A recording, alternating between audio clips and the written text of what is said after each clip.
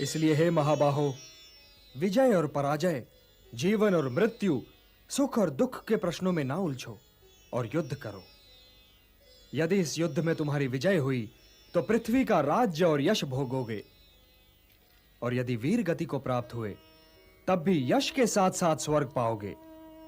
इसलिए हे कौन्तेय, उठो, सुख दुख, लाभ हानि, जय पराजय सबको समान समझो और युद्ध करो, कि यही तुम्हारा क्षत्रिय कर्तव्य भी है और मानव धर्म भी। हतो वा प्राप्स्यसि स्वर्गम जित्वा वा भोक्ष्यसे महीम, तस्मात् उत्तिष्ठ कौन्तेय, युद्धाय कृत निश्चयः।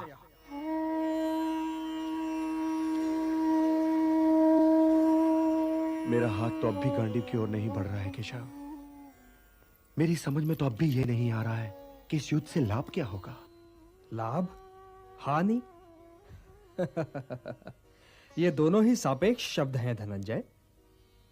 मैं जानता हूं कि तुम्हें पृथ्वी के भोग या स्वर्ग के सुख की कामना नहीं है।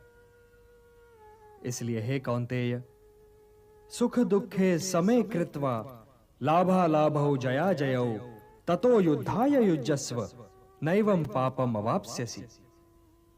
सुख दुख, लाभ हानि, जय पराजय से ऊपर उठो पार्थ।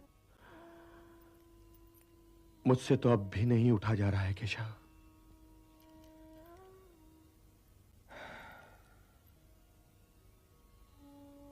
अब तक मैं तुम्हें ज्ञान और विवेक की दृष्टि से समझा रहा था पार्थ, जो जीवन के आर पार देख सकती है और सत्य की गहराई में झांककर उसकी अंतरात्मा का स्वर समझ लेती है। किंतु कदाचित तुम उसकी अमूर्तता में उलझ गए। तो व्यावहारिक कर्म की तुला में इस क्षण को तोलकर देखो पार्थ। व्यावहारिक कर्म की दृष्टि से अपने कर्तव्य के विषय में निर्णय लो, तब भी तुम इसी निर्णय पर पहुंचोगे कि तुम्हारे लिए इस युद्ध में भाग लेना आवश्यक है।